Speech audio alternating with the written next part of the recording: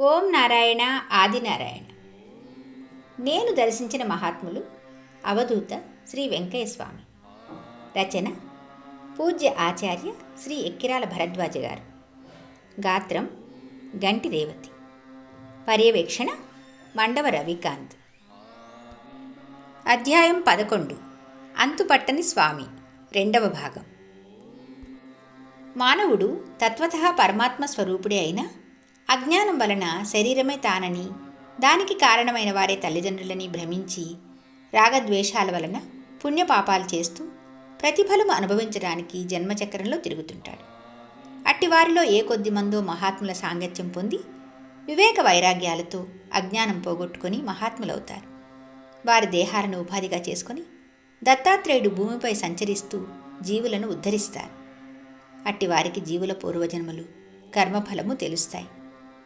స్వామి 1979లో ఇనకుర్తిలోని ప్రాథమిక పాఠశాల వద్ద విడిది చేశారు. ఒక యానాది స్త్రీ చింకి బట్టలు కట్టుకుని చేపల బుట్ట తీసుకొని అటుగా పోతున్నది.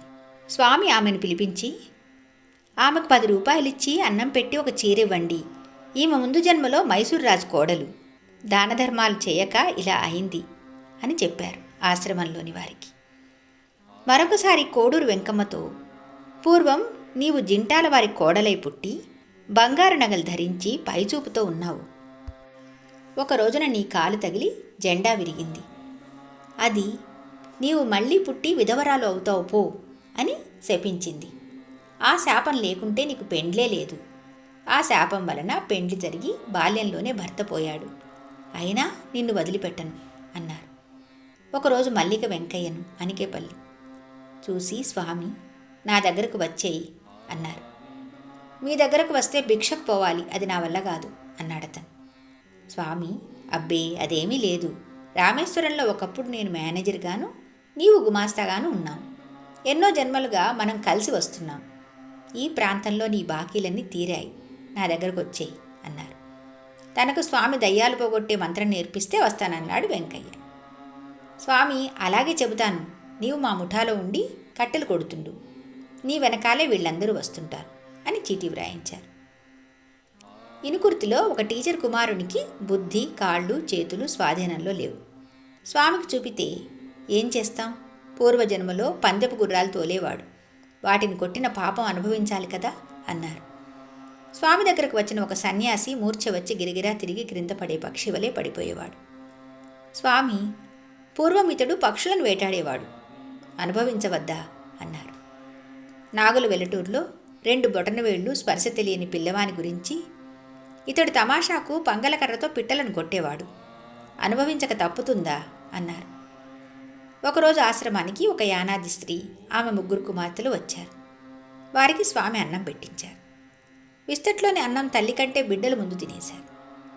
ఆమెకు మరలా అన్నం పెట్టించి స్వామిలా అన్నారు, వీళ్లే కాదయ్యా, ఈమెకు ఇంటి దగ్గర ఇంకా 4 బిడ్డలున్నారు. పూర్వం ఈమె వెంకటగిరి రాజుగారి కోడలు. తన 7 దాసీలకు తిండి పెట్టకుండా ఈమె హాయిగా భోజనం చేసింది. ఇప్పుడు ఆ దాసీలు ఈమె బిడ్డలై పుట్టి ఆమెను తిననీయకుండా బాధిస్తున్నారు అని చెప్పారు. శ్రీ సాయిబాబాలాగే శ్రీ వెంకయ్య స్వామి కూడా భక్తులను దక్షిణ అడిగి తీసుకునేవారు. దక్షిణ అంటే శ్రద్ధతో కూడిన సామర్థ్యం. మనలో పనిచేసే ప్రకృతి శక్తులు విశ్వమంతటా పనిచేసే ప్రకృతి ధర్మాలే. ఈ సృష్టి మొత్తాన్ని అలా నడిపించేది దైవశక్తి. ఆ సంగతి మరచి మనము అహంకరిస్తుంటాం. వివేకంతో విషయం గుర్తించి శ్రద్ధతో భగవంతుడే సర్వానికి యజమాని అని గుర్తుంచుకోవాలి. దీనినే సాయిబాబా అల్లా మాలిక్ అని చెప్పారు. ఈ సత్యం మనకు నిస్సంశయంగా సద్గురువు అనుభవం ఇచ్చినప్పుడే తెలుస్తుంది. సద్గురువుకు, దైవానికి మనము సమర్పించే శ్రద్ధాభక్తులే దక్షిణ, ప్రదక్షిణలకు అర్థం. ఒకరోజు హిందీ పండిట్ మస్తాన్ సాహెబ్ కలిచాడు. స్వామికి 2 రూపాయలు సమర్పించి నమస్కరించాడు.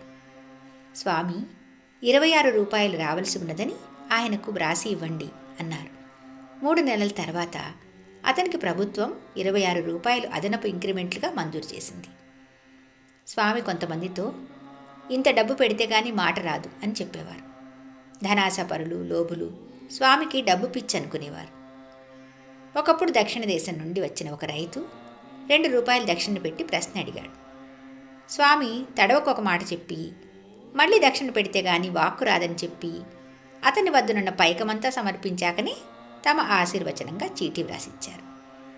చివరికి అతని వద్ద ఛార్జీలకు డబ్బు లేదని తెలిసి 116 రూపాయలు ఇచ్చి పంపించారు స్వామి. రామయ్యకు వసతి లేక పైరు ఆలస్యంగా పెట్టి అది బాగా పండితే స్వామికి పట్టుకి తూమెడు రాగులు సమర్పించుకుంటానని మొక్కుకున్నాడు. చేను బాగా పండింది, కానీ తాను మొక్కుకున్న దాంట్లో కొంత భాగం మాత్రమే స్వామికి సమర్పించుకున్నాడు. 2 సంవత్సరాల తర్వాత ఒకసారి స్వామి అతడికి వినబడేటట్లుగా ఆ రాగులు అలానే పోయాయి అని పదే పదే అన్నారు. అతడు పశ్చాత్తాపంతో ఆ రాగుల ఖరీదు వెంటనే స్వామికి సమర్పించాడు. మద్దినేని కామాక్షమ్మ డేగపూడి చాలా కాలం నడున్నొప్పితో బాధపడింది. స్వామి చెప్పిన పసర్లు వేసినా తగ్గలేదు. ఒకనాడు స్వామి, ఎల్లుండి నీ బాధ తీసివేసినట్లుగా పోతుంది అన్నారు. అటు తర్వాత ఆ బాధే కనిపించలేదు. ఒకరోజు స్వామి, అమ్మా, వీరరాఘవస్వామి నీ తమ్ముడు, భజన చేసుకో, జబ్బులు రావు, చేపలు తినవద్దు అన్నారు. వారబ్బాయికి వివాహమైన 10 సంవత్సరాలకు కూడా బిడ్డలు కలగలేదు. స్వామిని అడిగితే 3 బిడ్డలు పుడతారు, కులంగాని కులంబారు వస్తుంటే ఆపు చేశాను, ఇప్పుడు వెంకటగిరి కోమట్లను వదులుతున్నాను అని వ్రాయించిచ్చారు. తర్వాత బిడ్డలు పుట్టారు గాని తల్లి వద్ద పాలు లేవని స్వామికి చెప్పుకున్నారు వారు. రాత్రి కలలో స్వామి కనిపించి తమ కౌపీనం తాడులాగా పేనిగి తల్లికి తాకించమన్నారు. తెల్లవారేసరికి ఆమెకు పాలు పడ్డాయి. స్వామి ఒకప్పుడు వేలూరి రామానాయుడిని 15 రోజులు తీర్థయాత్రకు పొమ్మన్నారు. కొన్ని వస్తువులు చెప్పి అవి కొని మొలత్రాడులో కట్టుకో, జబ్బులు నీవు పొమ్మంటే పోతాయి అన్నారు. యాత్రలో అనేక చోట్ల అనేక మందికి అలా చేస్తే స్వామి చెప్పినట్లే జరిగింది.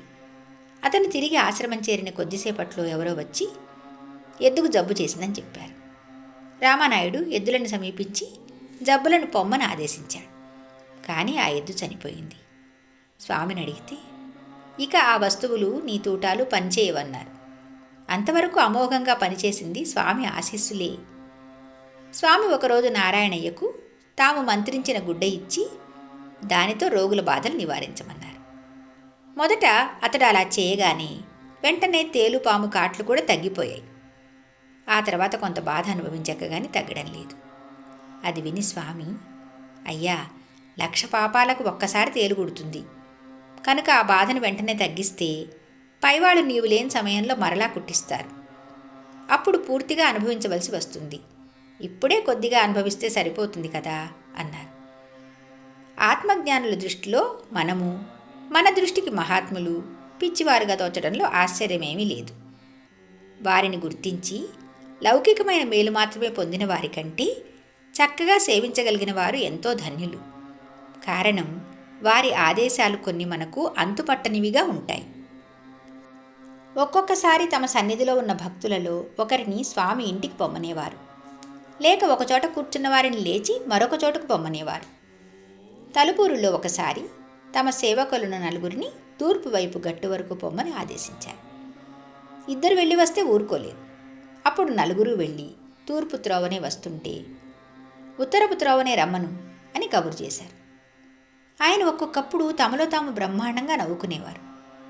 ఒకసారి పెంచలకోనలో ఎవరో రోగి వస్తే అతనికి గురవయ్యను గుడ్డతో మంత్రించమని చెప్పి తర్వాత అతనికి స్వామి మంత్రించారు. నెల్లూరులో జనసమర్థం ఎక్కువ గనక స్వామిని ఎక్కడికైనా రిక్షాలో తీసుకుని పోయేవారు.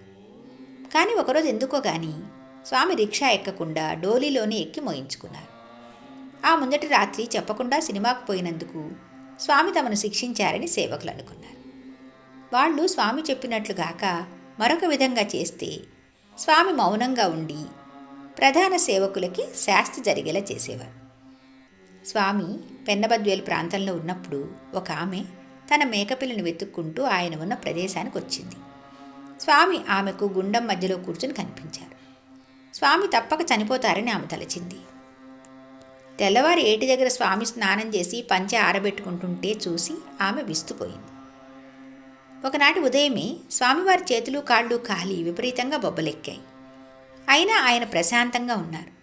కారణం అడిగితే, రాత్రి పైవాళ్లు వచ్చి ద్రావకం పోసిపోయారయ్యా అన్నారు.